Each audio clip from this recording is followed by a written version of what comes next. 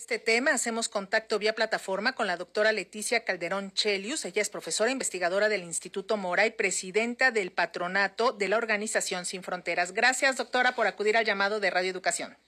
Al contrario, muy amable que me invitan. Gracias, doctora. Pues platícanos, el presidente López Obrador reitera que México es un país soberano, que no acepta presiones de Estados Unidos, pero sin embargo estamos viendo una situación muy complicada en el sur de nuestro país, en la frontera en Chiapas, con medidas migratorias muy severas. Muy severas, pero también quiero decir que esto no es exclusivo de este momento ni de esta coyuntura, sino que esto viene ocurriendo, tal vez no con la visibilidad e incluso con la dureza que estamos viendo en cámaras, video, fotos, ¿no? Y que eso es lo que, digamos, hace reaccionar a la sociedad mexicana. Pero la realidad es que hemos tenido situaciones como estas, pero, digamos, no necesariamente lo mismo, pero de cierta violencia que implica, por ejemplo, la retención de las personas contra su propia voluntad, que está incluso contra nuestra propia legislación desde hace mucho tiempo. Ahorita sí tenemos una situación que desborda porque se visibiliza, pero el flujo migratorio no ha dejado de pasar por nuestro país, salvo que tuvo un nivel, digamos, de contención por la pandemia. Pero sabíamos muy bien que eso, en cuanto bajara un tanto la alarma sanitaria, estábamos esperando que eso se recrudeciera en términos de número, lo sabíamos bien. Este tema ya se va a tocar en la reunión de alto nivel que se va a realizar esta semana. El presidente López Obrador anunció que ya envió una carta a Joe Biden. ¿Qué alcances puede tener este escrito? ¿Qué viraje se puede dar desde Estados Unidos a la situación migratoria? Yo coincido con el presidente de nuestro país en que México es un país soberano y obviamente, a diferencia de otros momentos, tenemos una relación que aunque es asimétrica con Estados Unidos, pero también se encuentra en un buen momento, porque en realidad, bueno, hay una situación mucho más inestable en términos político-electorales en aquel país. Los demócratas todos los días tienen un golpeteo muy fuerte. Este es uno de los temas que por eso les preocupa tanto respecto a los republicanos. En cambio aquí, digamos, tiene cierta holgura el presidente para hacer ciertas jugadas. Entonces, en ese escenario, México sí puede apretar un tanto, por ejemplo, con cuestiones que tienen que ver con que no podemos cooperar en este momento por la pandemia, porque el cierre de la frontera, por lo que ustedes me digan, para el tema que también tiene disputa de aquel país respecto a regresar a solicitantes de asilo a nuestro país. Y la otra es, México puede hacer su parte, por ejemplo, que los agentes migratorios o quienes sean no violen los derechos humanos porque no le ayudan al presidente. O sea, esto no es cosa de que lo pueda ir a resolver el presidente directamente, es que es su obligación, digamos, como funcionarios. Entonces, yo creo que aquí es donde entra una parte de que no nos vayamos con la finta de que ordena a una persona y todo se resuelve. Aquí hay también, digamos, juego interno que está jugando de una manera muy fuerte. Por tanto, México puede hacer mucho, sí. Primero, no violando los derechos humanos de las personas migrantes y después también pensando en planes alternativos de cómo puede reubicar, por ejemplo, a las personas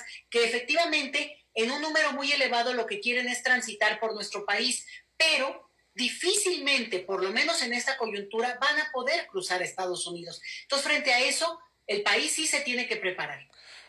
Para Estados Unidos el tema migratorio está asociado con la seguridad nacional y el presidente López Obrador está pidiendo cambiar el enfoque hacia la atención de la migración, ir de fondo a la raíz, que es impulsar el desarrollo económico en la región. Sin embargo, parece que no escucha oídos. No, ese es un diagnóstico excelente. O sea, yo creo que ese diagnóstico, desde que tomó posesión el presidente López Obrador, me lo quitó de la boca. Me parece fundamental, pero es un plan a mediano o largo plazo. Hay que también ser sinceros. Una situación como esta tiene que ver con muchas otras coordenadas de seguridad, de pobreza extrema y ojo, aquí hay que mencionarlo también. Sobre todo en el caso de los gobiernos de Centroamérica, Honduras es el principal país de quienes llegan a nuestro país. Ese es el principal país expulsor. Bueno, son países con democracias. Podemos criticarlos, vamos a criticarlos si quieren, pero hay que consultar a sus gobiernos, a sus clases políticas, a su propia población, porque en este intercambio parece ser siempre que hay relación México-Estados Unidos, hay una inversión, hay un intento, todo es loable, pero los otros son actores también soberanos, creo yo que hay que decirlo, y además, digo, hay casos, podemos por eso, hablar muchísimo, pero simplemente el presidente Bukele en El Salvador tiene 80% de aprobación de su electorado, ¿eh? Entonces, aquí yo creo que está faltando esa parte de la ecuación. Y la otra es que aunque es un plan muy importante de pensar en ir directamente a las causas de origen, también hay que entender que la migración no es una cuestión de detener. La migración es parte de la sociedad, de la humanidad y mucho más en este contexto humanitario. Creo que eso es parte de cambiar esa narrativa que me parece correcta para considerar que la migración se dé en condiciones apropiadas, no forzadas, pero no pensar que se va a evitar, porque esto no va a ocurrir nunca y entonces resulta pues un mensaje que finalmente sería frustrante porque no se va a resolver, ¿no? Y también pensar que es un problema por resolver, pues nos pone en una situación en la que es como querer detener los temblores, ¿verdad? No va a ocurrir. Frente a eso, ¿qué tenemos que hacer como sociedades? ¿Y qué es lo que tenemos que hacer en estos momentos que estamos viviendo estas escenas tan dramáticas, que se le suma el asunto de los haitianos, que también tienen una particularidad? Pero, ¿qué hacemos? Se habla, por ejemplo, de impulsar este programa Sembrando Vida, de que Estados Unidos dé visas temporales de trabajo. ¿Cómo lo atendemos en lo inmediato? Todo eso, yo de verdad no tengo problema. Obviamente el tema de la violación de los derechos humanos es un asunto que no puede estar pasando y al final lo único que están haciendo es afectar al propio gobierno federal. Entonces el gobierno federal, pues no, ahora sí que sin estar directamente ahí, pues es quien tiene que mandar la señal más potente. ¿Qué podemos hacer? En esta coyuntura, tú lo decías muy bien, el segundo grupo, ya muy cerca a los hondureños, que era por mucho el principal grupo que estaba llegando a nuestro país, son los haitianos, que tienen otra circunstancia. Entonces, la primera cosa es atender a los flujos por sus características específicas. Los haitianos son un grupo que tiene otra dinámica, que ese flujo viene incluso desde Sudamérica. Entonces, no vienen de Haití. Ahorita este grupo no viene de Haití. Entonces, es toda una circunstancia en la que vienen caminando hace, te diría yo, incluso un par de años. Vienen arrastrando los pies y se les atravesó la pandemia. Esa es una. Por tanto, esa realidad es importante atenderla porque no hay país al cual puedan volver.